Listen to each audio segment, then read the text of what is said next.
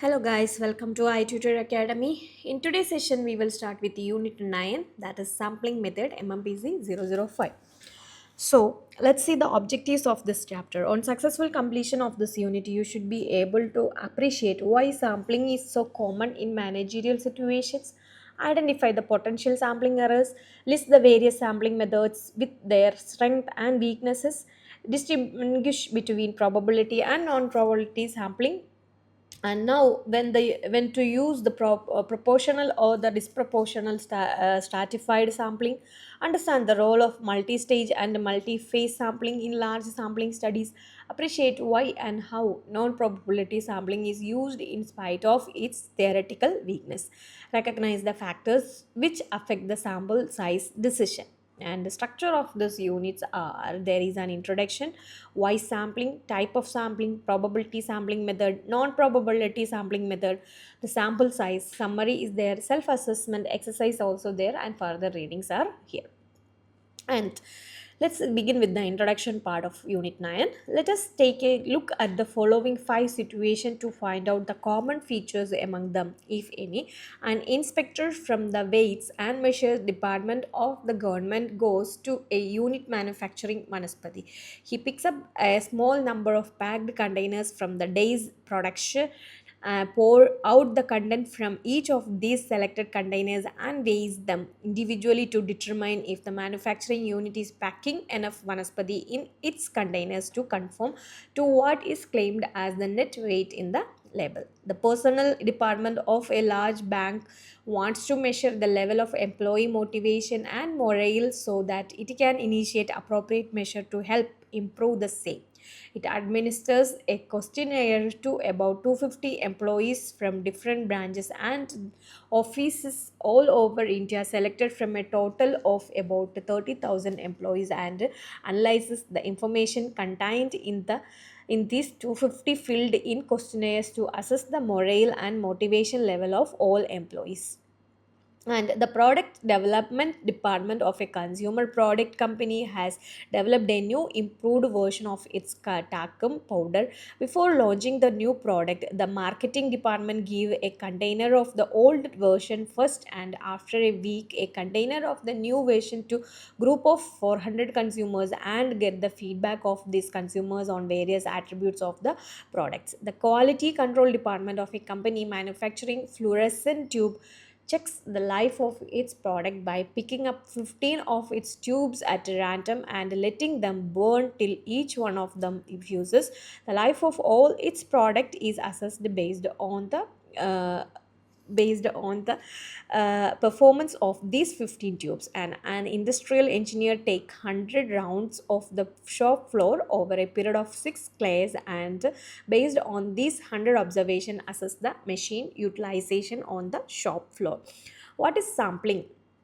On the face of it, there is little that is common among the 5 situations described above. Each one refers to a different functional area, and the nature of the problem also is quite different from the situation to another. However, on closer observation, it appears that in all these situations, one is interested in measuring some attribute to a large or infinite group of element by studying only a part of that group. And most of us use sampling in our daily life.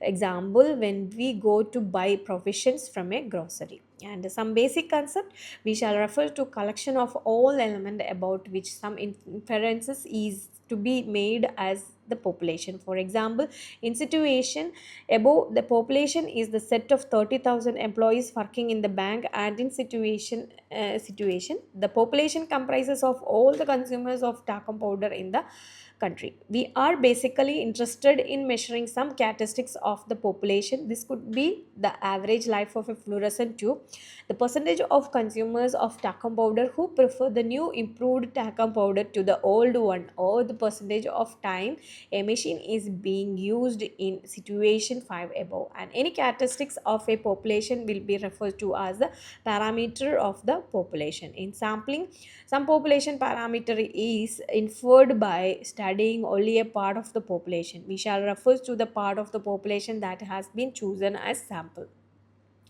Sampling therefore refers to the process of choosing a sample from the population so that some inferences about the population can be made by studying the sample. For example, the sample in situation consists of 250 employees from different branches and offices of the bank, and any characteristics of a sample is called statistics.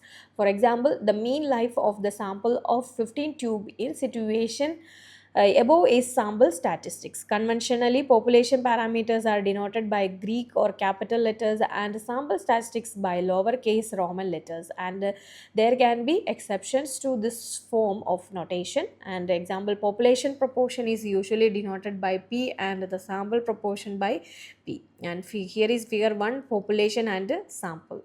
And table also here, symbol for population and sample. So here is symbol also based on that. And next is why sampling. In the example situation given in section 9.1 above, the reason for resorting to sampling should be very clear. We give below the various reasons which make sampling a desirable, and in many cases the only cause open for making an inference about a population and the time taken for the study.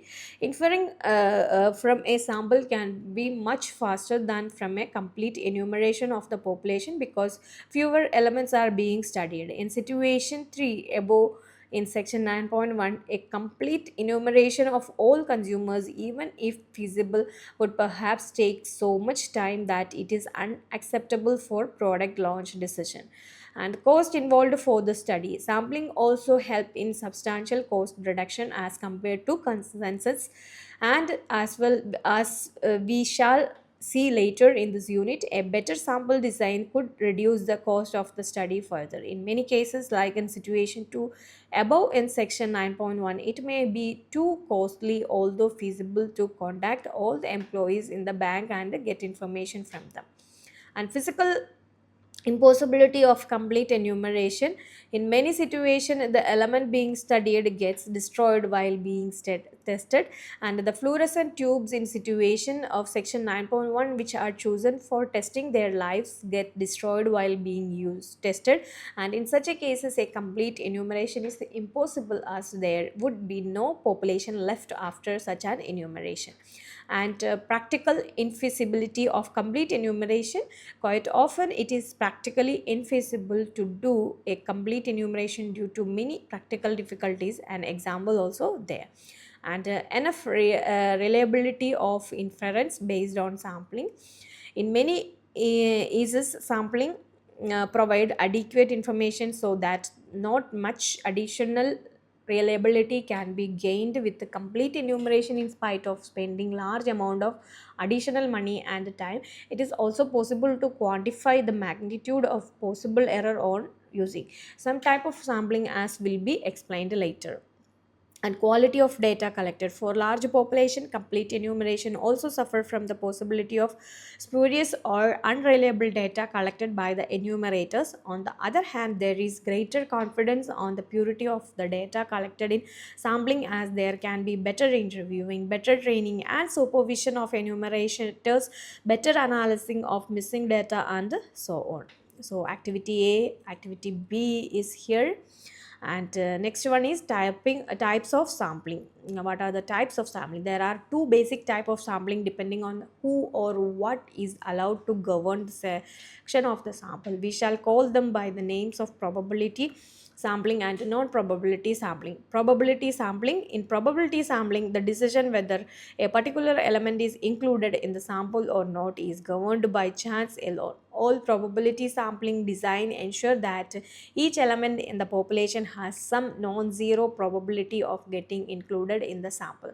This would mean defining a procedure for picking up the sample based on chance and avoiding changes in the sample except by way of a predefined process again. The picking up of the sample is therefore totally insulted against the judgment, convince or whims of any person involved with the study. That is why the probability sampling procedure tended to become rigorous and quite time consuming to ensure that each element has a non-zero probability of getting included in the sample. On the other hand, when probability sampling designs are used, it is possible to quantify the magnitude of the likely errors inference made, and this is of great help in many situations in building up confidence in the inference.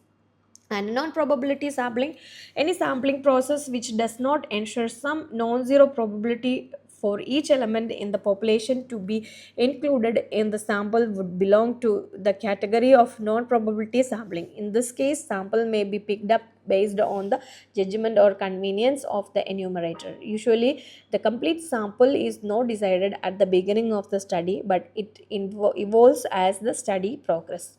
However, the very same factors which govern the selection of a sample, example judgment or convenience, can also introduce bias in the study. Moreover, there is no way that the magnitude of errors can be quantified when non-probability sampling design are used. Many times, samples are selected by interviewers or enumerators at random, meaning that the actual sample selection is left to the discretion of the enumerator. Such a sampling design would also belong to the non-probability sampling category and not the category of probability or random sampling. So this is on today's section, and for more videos of Igno MBA, you just do like, share and subscribe our channel. Also support us. Thank you so much. i-tutor Academy presents IGNOU MBA complete syllabus coverage classes for individual students, semester-wise subject with online and flexible timing. For more details, contact on +916 238 21785.